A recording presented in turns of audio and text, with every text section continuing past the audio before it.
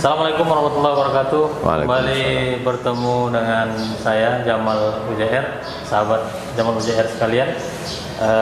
Kesempatan ini kita berada di komplek makam marhum Pekan, pendiri kota Pekanbaru. Sekali lagi kita bersama tuan guru kita Ustaz Somad.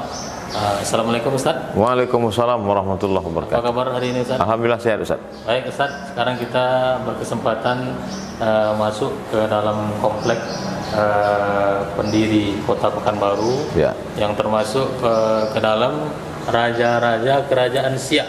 Ya. Nah, kebetulan kita ini berada dekat silsilahnya. Ya.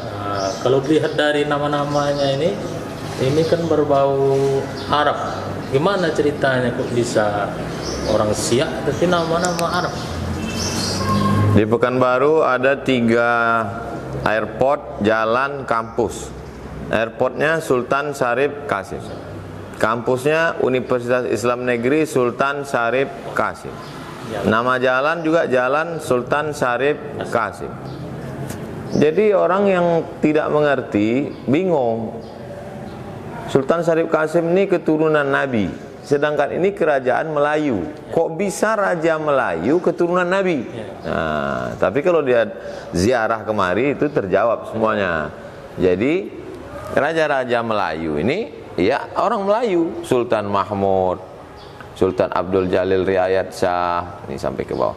Kemudian ada salah satu anak sultan ini perempuan, namanya Tengku Embong Badariah. Tengku Embong ini menikah dengan salah seorang ulama yang datang kemari. Itulah hebatnya orang Melayu. Orang Melayu ulama itu bukan sekedar dimuliakan jadi guru, tapi dinikahkan dengan anak sultan. Itulah dia Sayyid. Kenapa anak cucu Nabi itu disebut Sayyid? Karena Nabi mengatakan Innal Hasan wal Husain Sayyida syababi ahlil jannah. Makanya mereka selalu dipangkal namanya Sayyid Syarif Osman Sahabuddin. Maka setelah pernikahan Tengku Embong dengan Sayyid Osman ini, anak-anak mereka itu dipangkal namanya Sayyid semua. Tengku Udo Sayyid Ali, Sultan Syarif Ali, Sayyid Abdurrahman, Sayyid Ahmad. Ini sampailah ke bawah. Yang terakhir sekali adalah Sultan Syarif Qasim. Sultan Siak Sri Indrapura terakhir, Sultan Syarif Qasim II yang menyerahkan 11 juta gulden emas ke Presiden Soekarno untuk perjuangan kemerdekaan Republik Indonesia, dan kemudian 1946 bergabung berdaulat bersama Negara Kesatuan Republik Indonesia. Kalau mau tahu cerita panjangnya, datanglah ke Pekanbaru ziarah, dan makam beliau sini makam. Jadi makam Sayyid Osman Sahabuddin dengan makam Tengku Embong Badariah di sini di samping. Datang ke Pekanbaru, mampir ke Masjid Raya, di samping raya ada komplek makam. Inilah posisi lokasi kita sekarang. Baik Ustaz. Jadi kalau melihat dari sejarah itu bahwa Melayu ini Islam. Makanya kalau sudah disebut Melayu, Islam. Asal datang Melayu, Islam. Tulisannya pun tulisan Arab Melayu. Ya. Saking kan kentalnya pergumulan antara budaya dengan agama.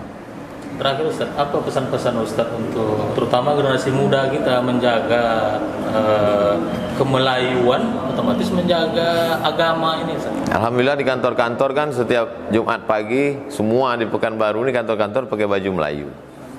Kemudian tulis Arab Melayu. Jalan tuh jalan Sudirman. Tidak ada orang Melayu tak bisa tulis Arab. Tak ada orang Melayu yang buta huruf Arab Melayu. Kenapa? Karena orang Melayu pasti bisa tulis huruf Arab Melayu. Karena Arab Melayu. Lalu kemudian setelah kita mendapat otonomi daerah, kantor gubernur pun pakai tulis huruf Arab, kantor dinas, agama, jalan. Bahkan di Siak itu nama toko saudara kita Tionghoa Cina pun pakai huruf Arab. Karena diperdakan untuk sosialisasi, untuk menjaga. Oleh sebab itu maka Bapak Ibu guru, dosen-dosen bawa itu siswa ziarah kemari.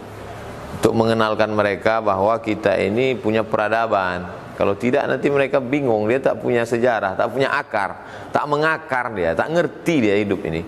Akhirnya dia lebih tertarik pada sejarah Barat, sejarah Amerika, sejarah Eropa. Padahal kita punya sejarah yang luar biasa. 1723, 1723 awal kerajaan Siak Sri Indrapura. Baik, terima kasih Ustadz atas penjelasannya. Mudah-mudahan dengan penjelasan ini terutama generasi muda paham dia. Ya, insyaallah. Jadi tidak hanya tahu di dekat Masjid Raya itu ada makam, tapi makam siapa, bagaimana sejarahnya, kemudian keidentikan Melayu dengan Islam ini. Ya. Kita tak menolak orang lain datang ke sini, kita berdampingan Ya. dengan agama-agama lain, tapi mereka juga harus menghormati bahwa Melayu itu adalah Islam. Sahabat Jamal UJR, mungkin sampai di sini untuk wawancara kita di komplek pemakaman ini. Nanti kita lanjutkan pada sesi wisata religi bersama penulis buku Menggadai Melayu Menjemput Mimpi, Bapak Tatang Wiryasa. Salam Jamal UJR. Wassalamualaikum warahmatullahi wabarakatuh. Waalaikumsalam.